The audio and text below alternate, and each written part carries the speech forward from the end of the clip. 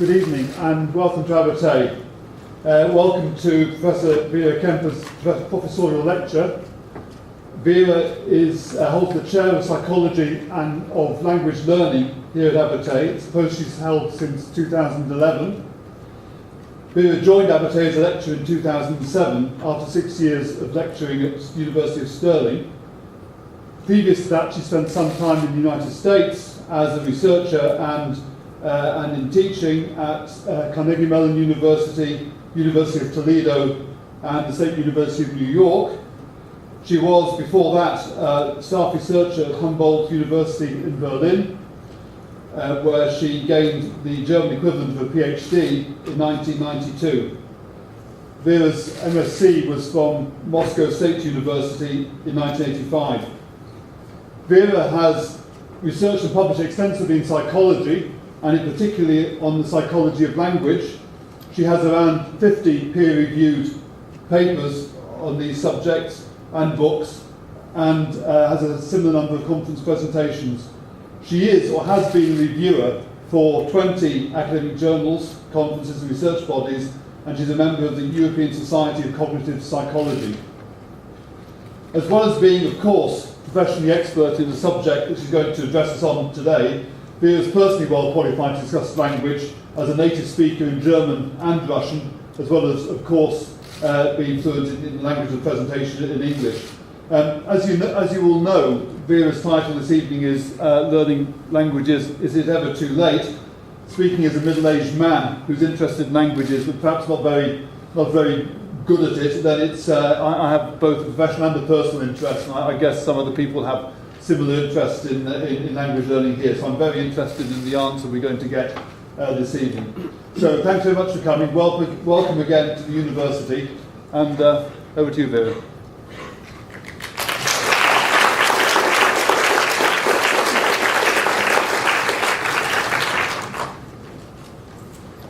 Well, thanks very much, Professor Seekley, for that very kind and thorough introduction. And thank you all very much for coming. So I want you, the audience, to ask yourself whether you agree with the following statement, that language learning is easier for children than for adults. How many of you agree with that statement? Let me see a show of hands. Well, that would be almost everybody. What I would like to do today is to scrutinize that statement and perhaps illuminate some of the factors that may help adults in language learning. And I would like to start by telling you some of the evidence that leads us to believe why children are so good in language learning. Let me introduce to you this little guy.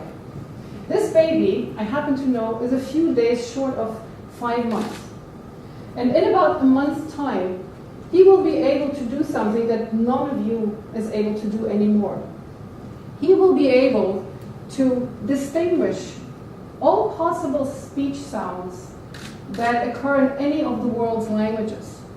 And we know this from a seminal study that was published back in the 80s, where they tested children who grew up in an English-speaking environment on sounds that they had never heard before. In this particular case, they were sounds from Hindi. Let me play them to you.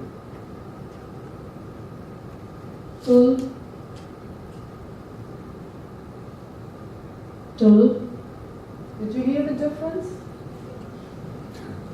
There's a difference at the beginning of the sounds, which has something to do with the different types of T that are used in Hindi, but this distinction does not exist in English. At around 6 months of age, babies can make that distinction. But as you can see here, later on, at around 10 months of age, they lose this ability. And you can see the Hindi contrast here is in the gray columns, and the the white ones are another language that was unfamiliar to these babies, a contrast from a language from the Pacific, indigenous language from the Pacific Northwest in the US. So what this suggests to us then is that as the brain becomes more efficient at processing native sounds, infants lose the ability to process these sounds. So as the brain tunes into the native language, infants lose the ability to distinguish sounds from other languages. And obviously, as a result of that, adults are also not very good at distinguishing unfamiliar speech sounds. This case is notorious and well researched in the literature. You may have heard that native speakers of Japanese have a hard time distinguishing between R and L. Now, given that this contrast seems so obvious to us, native speakers of a language that has these sounds, I found it sort of hard to believe, even though I knew the research very well, until I came across this picture last summer at the Botanical Garden in Sapporo. But children, of course, are not just good with sounds. They're also very good at learning words.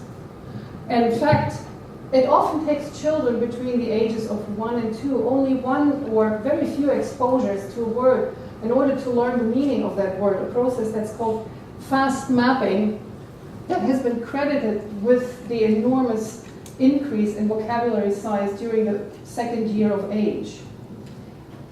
Some of the reasons that have been suggested for these amazing language learning abilities in children, of course, have to do with the neuronal plasticity of children. The young brain has the plasticity to form those connections that are essential for language learning. Some people, most notably Noam Chomsky, have suggested that children have access to innate knowledge of language, and later on adults lose that access. There is a suggestion that actually the immature cognitive abilities of babies may paradoxically help them to learn language. And that may have something to do with the fact that if your working memory capacity is restricted, and by working memory I mean your ability to hold information in mind as you're thinking about it, the smaller that capacity, the smaller units you will process. And it's the small units in language that matter and that carry information. So perhaps that is another factor that helps children to be such fast learners. And finally, there's a suggestion that the way we talk to children also may facilitate that process. Adults talk to children in a very specific characteristic way called child-directed speech, and that makes the input, language input for children, simpler, very clear and attention-grabbing, and I will come back to that later. So perhaps if we plot a kind of hypothetical language proficiency on the x-axis, and we have a lifetime on the y-axis, and we have a lifetime on the x-axis, then most people would presumably view language learning as being something like that. Very rapid gains early on.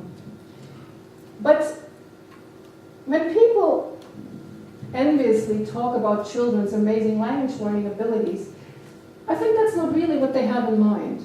I think what people think about more is this situation, the situation of the immigrant child that picks up the new language very easily while her parents struggle. So perhaps then, the way people picture language learning is more similar to that. Children, when they encounter a new language, pick it up very easily and the learning progresses very rapidly. Adults who start learning it later proceed more slowly and never attain the same level of proficiency in that language. And that all while, of course, maintaining their first language. So that's a picture I think that a lot of people have in their mind about language learning. Let me just clarify, when I talk about second language, I really just mean any language that you learn after your first. So we could also use the term foreign language or late language. It doesn't matter for the purposes of this talk. Now, I want you to consider this evidence. These are brain scans taken from people listening to French while they were in a scanner. On the left, the two columns, you see the brain activation of native speakers of French as they were in the scanner, and their activation in response to French was compared to the activation when they listened to languages like Polish, Japanese, or Korean.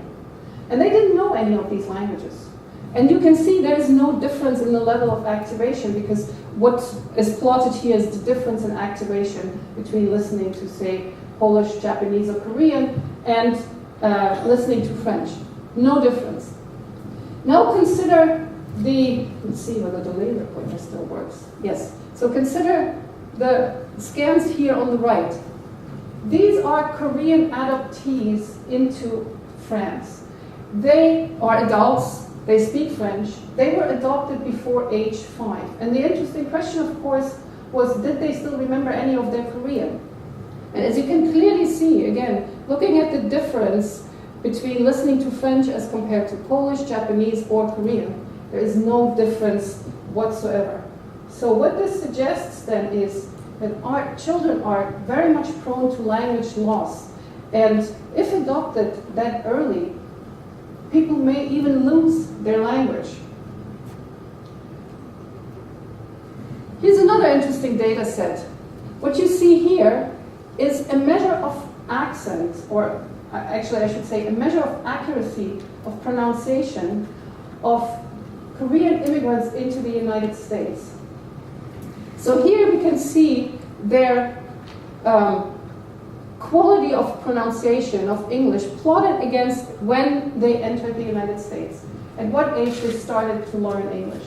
And you can clearly see that the ones that came early, they speak English very well. In fact, they speak it almost like native people. And the ones that came later, maybe in their late teens or early 20s, show an accent. And this is what we expect. But look what happens to their first language. The same individuals who entered the United States as children show an accent in their first language. Whereas the ones that came later still speak their first language with a native accent. So this shows us that individuals who learn a second language early in life can actually even acquire an accent in their first language. In general, it seems that adults are much better at keeping their first language, and that presumably is the case because they're still embedded into some sort of first language community. They may speak it to their family. Most importantly, they have attained literacy, and that also helps them to maintain the language and exposes them to a whole host of media. And we know that it is literacy that actually gives us the big vocabularies that we have as adult speakers of a language. In fact, social linguists have known this for quite a while. They call it the 3-generation rule. And basically what it means is that first languages or minority languages will be lost in the 3rd generation. So perhaps then it is more accurate to picture second language acquisition in children as something like this. Rapid growth of the new language at the cost of the first language, which can lead to attrition or sometimes, as in cases of the adoptees, even to complete language loss. Well, at this point you may say, well, wait a second. Don't we all know that there are individuals who actually have learned 2 languages early in life and they speak them throughout their lives with native speaker proficiency, and who probably would be more accurately depicted as having a learning trajectory like this? Indeed, these people do exist, and I actually am myself one of them. And we, at this point, still don't understand very well what are the factors that lead to a person ending up either in this category or in this category. Some of the suggestions are that it, of course, has something to do with how much input you get in both of your languages. Another factor that is very important for maintaining your first language, as it were, is how many different speakers you hear from. We need to be exposed to that variability to be able to filter out the relevant categories in the language.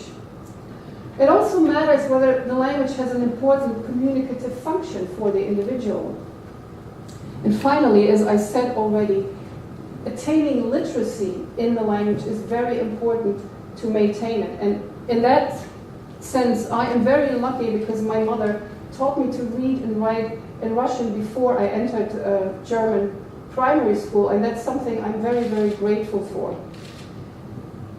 So it seems to me then that in order to maintain a language, you really need to have attained a certain critical level of proficiency. So what then about the adult second language learners? I think that's what you're all interested in. Now, in order to show you what adults do when they're exposed to new languages, I'd like to go back to a study that was published actually back in the 70s. And in this study, what they did is they followed Americans who had recently settled in the Netherlands. And they traced their acquisition of Dutch over the course of the first year. They were children, they were adults. And they tested them roughly every 4 months on various measures of language proficiency. And what you can see here in this slightly messy graph is, this is their ability to repeat Dutch sentences after 4 months. And as you can see, it is not the children who do best. It actually is the adolescents, closely followed by the adults. Now, that pattern is slightly attenuated, but still visible after 12 months. The children actually don't do very well. The adults pick up the language faster. And this pattern also can be found in a whole other range of measures. Here is a measure of comprehension. This is a measure of translation ability. And that suggests that initially, adults actually learn second languages faster than children. This phenomenon has also been observed with adoptees. So, the older the child being adopted into another country and exposed to a new language, the faster they will pick up the language. Similarly, educational researchers have known this also from the foreign language classroom. Older children do better than younger children at the initial stages. And the only area of which people think, well, this is an area where children surely should be at an advantage is pronunciation, accent. But as you can see here in this graph, it's actually a level playing field. They all are doing equally well or equally badly. So the children don't really show an advantage here. Now, can adults actually retain a native like pronunciation in a foreign language? Let me show you this set of data. It's a slightly messy graph, but I'll walk you through it. This is a study that looked at native speakers of German who were repeating Hindi sentences.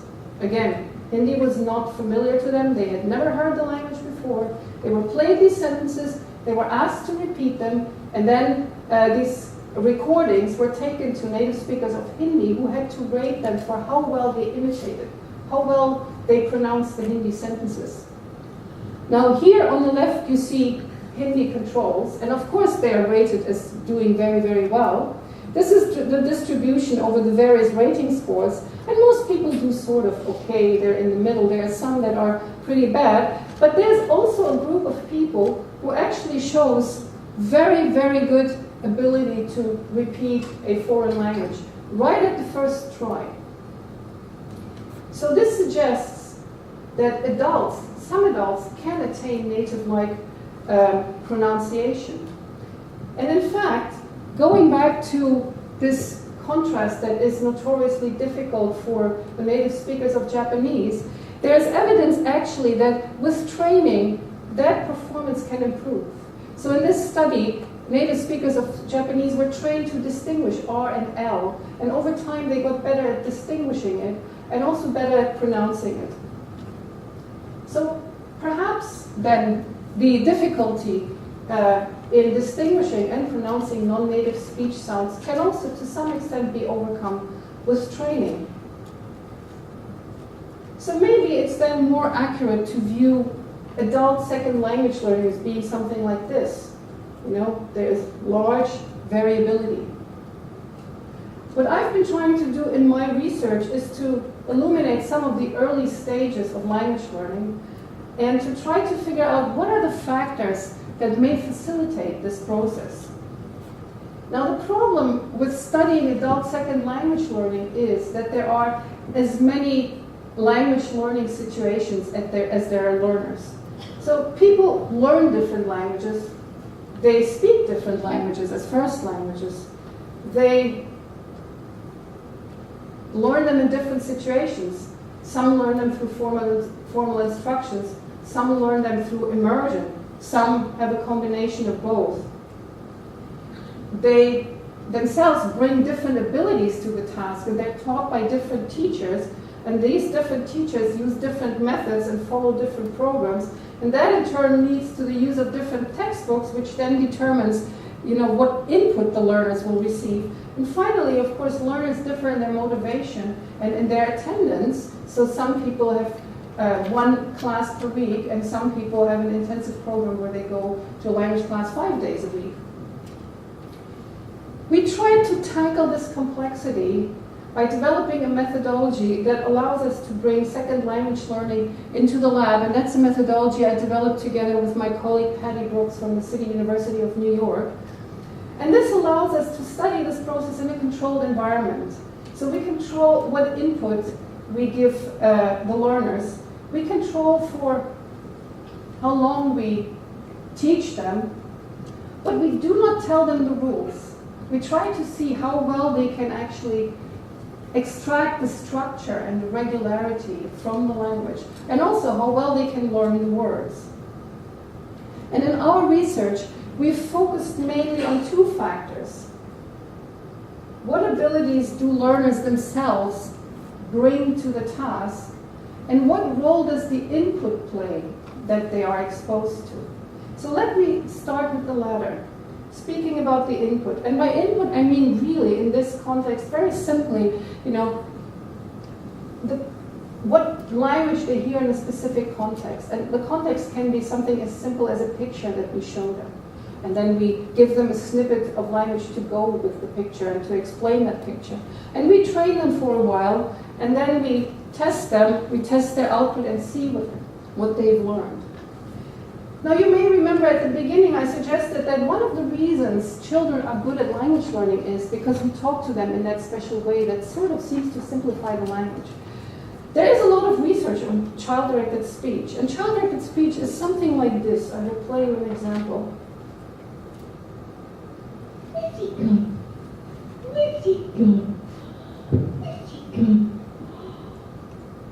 So when adults talk to children, they use this incredibly elevated pitch, going up to a whooping 425 hertz in this example. They have these large pitch excursions, and it has been suggested, of course, that this is there to promote emotional bonding with the child and also to attract the child's attention. We were interested not so much in how people speak to children, but what language they use, what words they use. And when you study child-directed speech, you will find that people use a lot of these words. They use a lot of diminutives. And diminutives are words that basically are designed to make things smaller. So you have the big bird and you have the little birdie. But of course in child-directed speech, they are used to express endearment and affection. And when you look at child-directed speech, you will find that they're very frequent. Maybe not as frequent in English, because in English you can actually not form that many diminutives. You can only use it for a few animals or a few inanimate nouns. And you can't even say something like elephanty or liony. That wouldn't be grammatically correct. But other languages have a very large number of diminutives in child-directed speech. Dutch is notorious. Dutch people use a lot of diminutives in their normal speech, but even more so when they talk to children. Spanish is another example that we've studied, and in Spanish you can diminutivize not just nouns, but all sorts of other words. So you can say something like ahorita, which means little now. And we've also looked at Slavic languages, and we found in a language, for example, like Russian, that when mothers talk to their children, almost every other noun is a diminutive. So how can diminutives possibly help with language learning?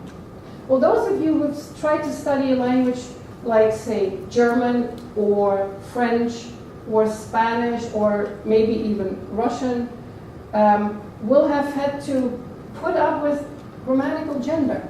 The fact that a word like book may be feminine in one language, it may be masculine in another, like Spanish, and it may be neuter in German, and there's really no logical reason why that seems to be the case. And there are examples like that for basically all words in languages that have grammatical gender. Now, you cannot escape it as a learner. You need grammatical gender because you need to make other parts of the language agree with it. It determines your choice of articles, say in Spanish or in German. Or in Russian, for example, it determines what endings you put on an adjective. So we were interested to see whether using diminutives may actually help with that process. Now, why on earth should it help with learning gender? Well, things are actually not as bad as I made them look. If you take a language like Russian, you will find that there's sort of a pattern. So nouns that end in a consonant are masculine, or many of them anyway. Nouns that end in an A are feminine, nouns that end in O are neuter. However, as is always the case with languages, there are exceptions, quite a few of them. These are nouns that end in a special type of consonant, and you cannot tell by the shape of the noun whether it's masculine or feminine. But if you diminutivize them, it all becomes nice and regular. So you have your consonant ending back for the masculine, and you have your A ending back for the feminine. We have a similar phenomenon, by the way, in Spanish, where the ending O indicates masculine, A indicates feminine, and you have a whole bunch of exceptions. But if you diminutivize them, it all becomes nice and regular.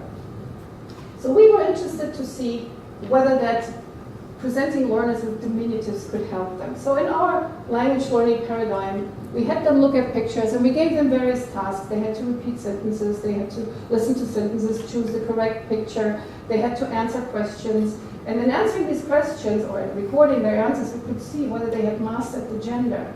So here's an experiment where we gave them pictures like the one of a yellow glass, and one group of participants heard the simplex forms.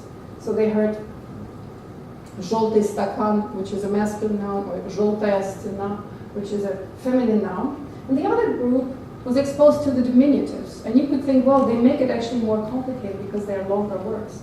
But what you find is that the diminutives up here in blue were learned much faster. And not only that, when we then showed learners new words that they had not encountered during training, they also did better with those words, which indicates not just had they memorized the gender faster for the diminutive, but they also had sort of extracted that regularity. Now, to convince ourselves that diminutives actually help, we know they help adults with second language learning, but that they help in principle, we also replicated that with Russian and with Serbian children. Russian and Serbian are very similar. Of course, when you work with children, you cannot test the nouns they know already because they already have learned the gender. And also you don't know which nouns they already know at the age of 3. So what you do in that case, you make up words. You teach them made up words.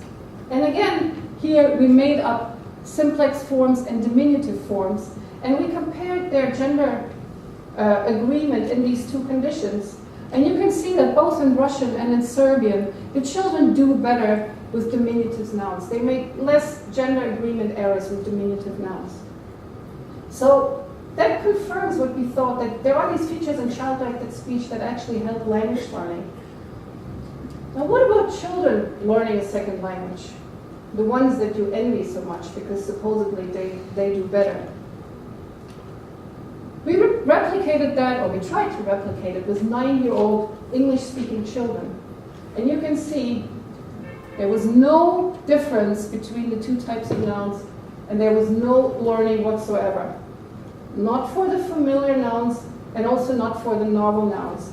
In fact, this is the 50% correct line. They were right at chance. So the children were either guessing, or they always used one for or the other. So children did not learn the gender, and they weren't even helped by the diminutives. Now this may be a bit odd. How come the 3-year-old Russian and Serbian kids can do it when they learn their first language, but the 9-year-old English-speaking children cannot do it with their second language? Well, there are a couple of factors that may be responsible. Well, first of all, when a child learns their first language, they receive massive input. second language learners receive very limited input. In fact, in our experiment, they heard Russian for maybe 15 minutes 4 times. Moreover, a first language learner has no interference from another language, whereas of course if you learn a second language, there's interference from your first language. And finally, there's a suggestion that the learning process actually is different between first language learning in children, second language learning in adult, that children do much more implicit learning, whereas for adults, it actually helps to be aware of the underlying regularities. And that's also something I will come back to later. So what then is it that the adults have that helps them to learn in these situations, but the children don't? And I think very simply that is, adults have much more brain power. They have much more mature cognitive capacity. Which brings me to the second set of factors that we were interested in. How much is your cognitive capacity important for learning second languages? Now, how can we test that? Fortunately, Russian provides many challenges for the second language learner, and here's another one, which is case marking. And you find this, of course, not just in Russian, but in many other languages they have case marking, such as German or Finnish or Hungarian. So it's not enough to just learn a word. When you encounter this word, you will find that this word comes with many different endings. And you have to figure out which ending to use in what situation, because these endings indicate the function of the noun in a particular sentence. Very inconveniently, you have one set of endings for the masculine nouns. You have a different set of endings for the feminine nouns. And imagine if you get all this complexity, you have to somehow extract the underlying regularity, which is not easy. We know from research on first language learning that what helps in that situation is to actually be exposed to many different examples, many different words. Because then you learn that these changes at the endings are not a peculiarity of any individual word, but they're actually a more general regularity in the language. So we developed a paradigm that enabled us to study how learners in the lab learn parts of Russian gender. They had their little vignettes, they were exposed to language. So depending on what the elephant does in the picture, you get a different ending here. And we gave some learners only 6 different words to learn that with, some learners 12 different words, and some learners 24 different words. And we expected, of course, that the learners who got 24 different words would have an easier time to extract this regularity, and this is what had been shown previously in the literature.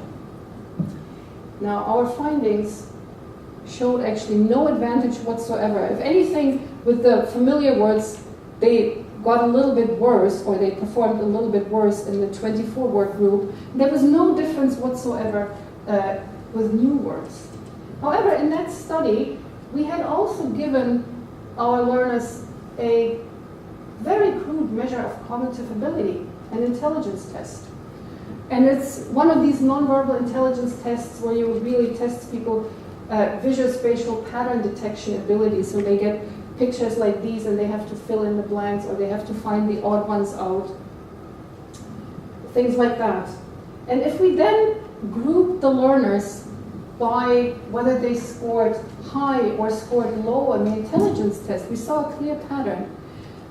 The people who scored high on the intelligence test performed better, especially with the new words, when they were exposed to more different words. Whereas the people who scored low on the intelligence test actually performed worse. So it is as if they were overwhelmed by all this complexity. Now, we found similar results when we used working memory capacity as a predictor, and we know that general intelligence and working memory are related.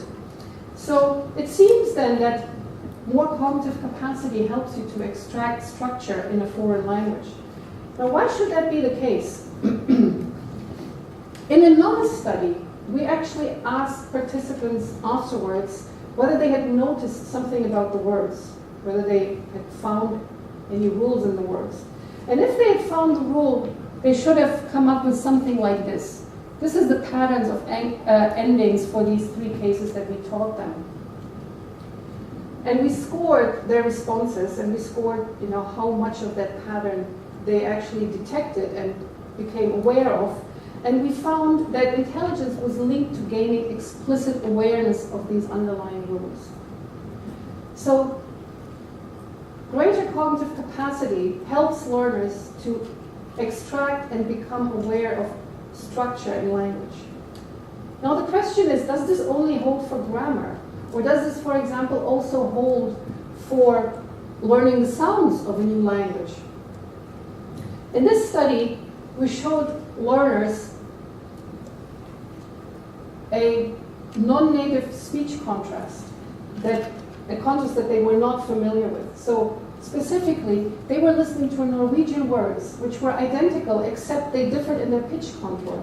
And Norwegian has this tonal contrast where, depending on the pitch contour, the word can mean different things, like in this example. Böter. Böter. Böter. And we found that, amongst other things, how well people scored on the intelligence test also predicted how well they did with this task. And what we think the underlying reason for that is that intelligence is linked to or predicted by an individual's temporal processing ability. How well people can detect very rapid changes over time, both in the visual modality but also in the auditory modality. And we test this ability to detect rapid changes over time by playing to them sounds like these.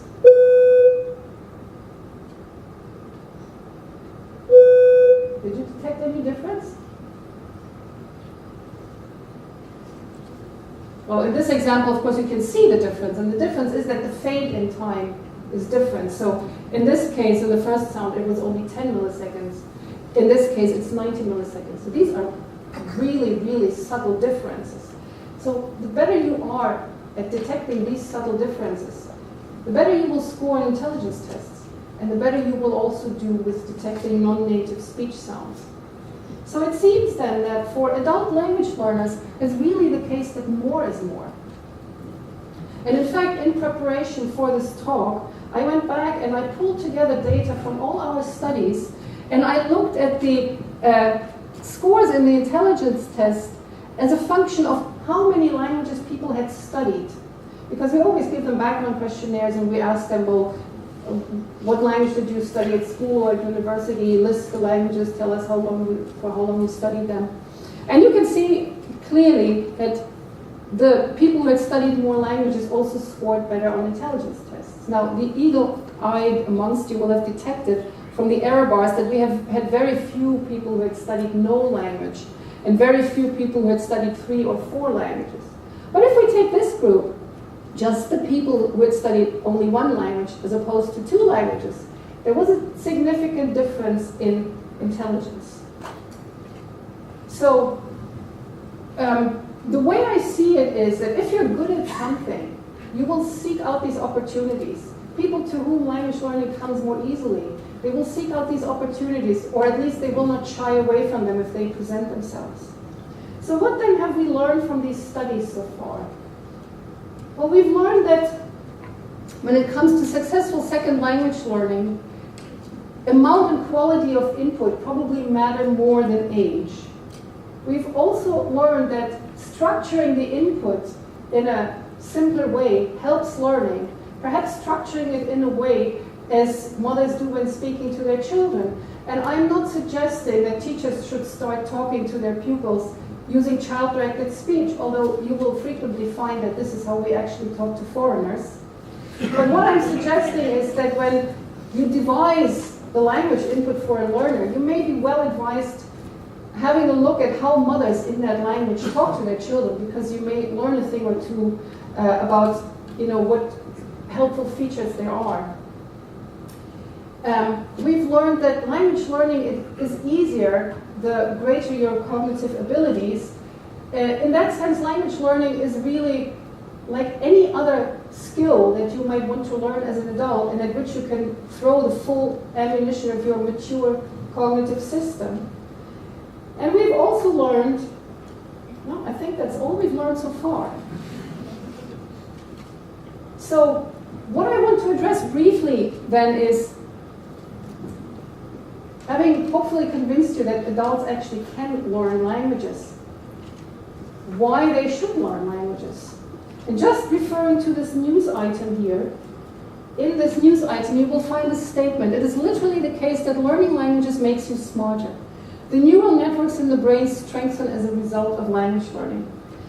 So what I want to do is take apart this statement and see what the evidence says. And I want to start with the second part. The neural networks in the brain strengthen as a result of language learning.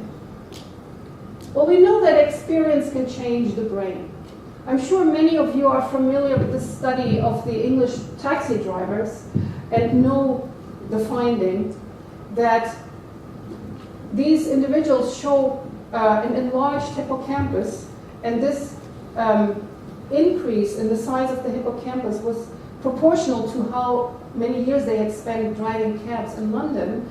In fact, what you find is that the posterior part of the hippocampus that's responsible for spatial navigation gets bigger, and the anterior part gets smaller. So the hippocampus reorganizes itself in response to experience. So experience can change the brain. Can language do something similar? Now we know that languages actually impose categories on the world around us. They help us sort of carve up the world into categories that we can then manipulate cognitively. And a well-studied example, of course, is the color continuum. And we know that languages differ in what categories they impose on that continuum. Some languages have only 3 color terms, some have 5, some have 7 or more. I want to zoom in here on just one part of that spectrum, down here, the blue-green range. So there are some languages that only have one term for both blue and green, and they don't make that distinction. So they would use something that would be equivalent to GRU. So for example, Tarahumara, which is an indigenous Mexican language, does that. But then there are also languages who impose additional category boundaries in this continuum. So for example, in Russian you have the distinction between dark blue and light blue, and you have the same distinction in Greek and in Japanese. So when we learn a new language and we encounter a different way of carving up the world, does that change our brain?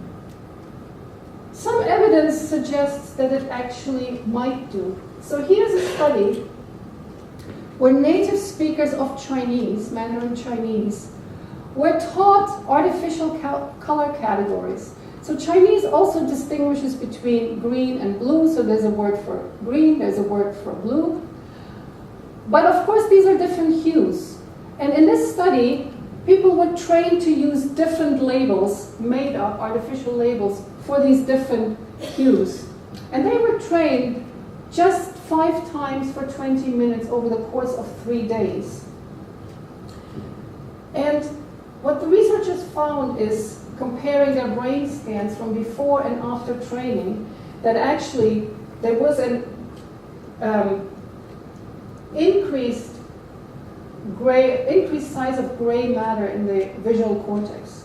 So there is evidence that language can change your brain. But will language make you smarter? This seems to be a very popular view, as you can see from these news clips. And there's even a suggestion that learning language can have a profound effect on your brain, improving cognitive skills not related to language, that's important, and even shielding against dementia in old age. Now, why on earth should speaking 2 languages make you smarter? The logic goes something like this. We know from research on bilinguals that bilinguals can never really turn off one of their language. So when they want to express a thought, suppose they want to talk about this dog, and they want to talk about this dog in one of their languages, they have to suppress the label in the other language. And if they want to speak in their first language, they have to suppress the label in the second language. And the idea is if people have to do this continuously over a long period of time, it sort of trains their cognitive muscle. And it enhances their inhibitory control capacity. And the suggestion is that that may transfer them to other tasks that have nothing to do with language. So how can we measure that? Well, people measure that using very simple tasks like this one, which is called the Simon task. And what is being done here, you're being placed in front of a monitor and you're being told, press the left key when you see a red square and press the right key when you see a blue square. And so you have your two labeled buttons there, and you see your red square and you see your blue square, and that's all easy and good. And then you see your red square on the left, and you have to press the left button, or you see your blue square on the right, and you have to press your right button, and that's all easy and fine and not much trouble. However, if you get your square on the other side, you have to inhibit that irrelevant spatial information. And in these incongruent trials, people take more time. It takes slightly longer. And we can, by subtracting the time it takes them in the congruent trials from the incongruent trials, we get a measure of their inhibitory control. And there are many studies that have shown that bilinguals do better at their tasks than monolinguals. And I think this is at the basis of these claims that learning languages makes you smarter. So can we really say there is an advantage in that sense from learning languages, and that there is an advantage in that sense from being bilingual? Well, first of all, the people in these studies, they were not second language learners. They were balanced bilinguals. People who have learned these languages fairly early in life and use them continuously over a long period of time. But more importantly, these studies are correlational in nature, and we know correlation is not causation. So bilinguals and monolinguals also differ in a whole host of other factors. They differ in their socioeconomic status, and there's evidence that that actually has an effect on your cognitive abilities. They differ in the context and amount of language use. They differ in their cultural background, and that may have something to do with what activities you engage in that may also promote your cognitive control abilities.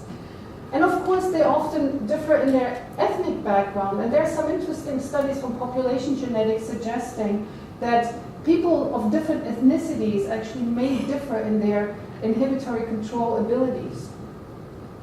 So, a master's student here at Abertay, who is now a PhD student in our division, Neil Kirk, set out to test that with a group of people who is actually matched with the monolinguals in ethnic and cultural background and also in socioeconomic status.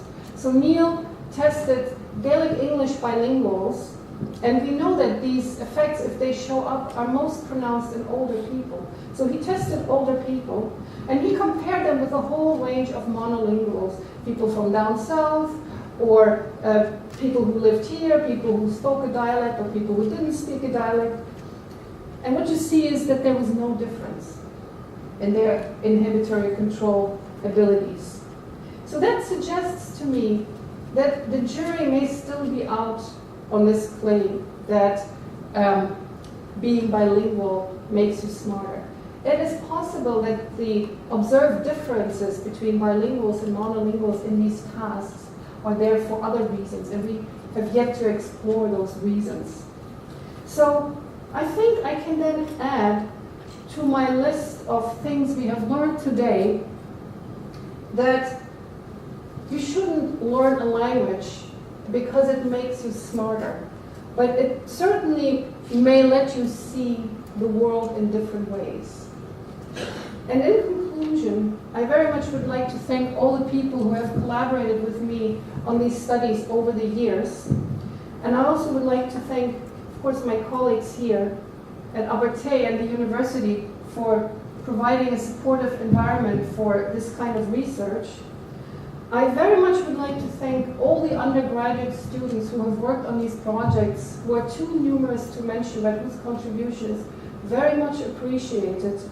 And last but not least, I would like to thank my family, and especially my husband Ian, for his patience and his understanding and his support of my work. And as for the question that we've started out with, I hope after this talk you will be able to consider that the answer to that question should be a clear and resounding no. Thank you very much for your attention.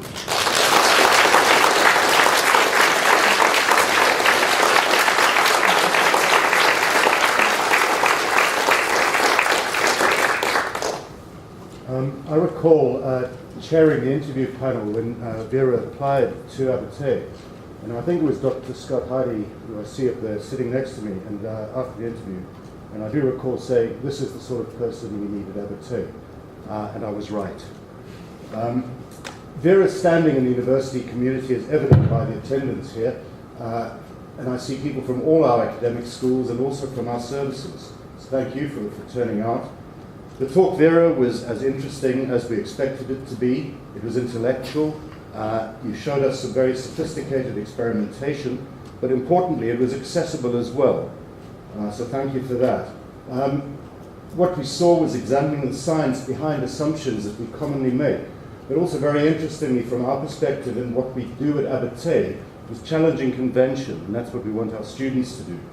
And I genuinely hadn't prepared this, but it does seem fitting to me in the light of what you've said, to say thank you to you in 3 languages that you don't commonly hear on the streets of Dundee.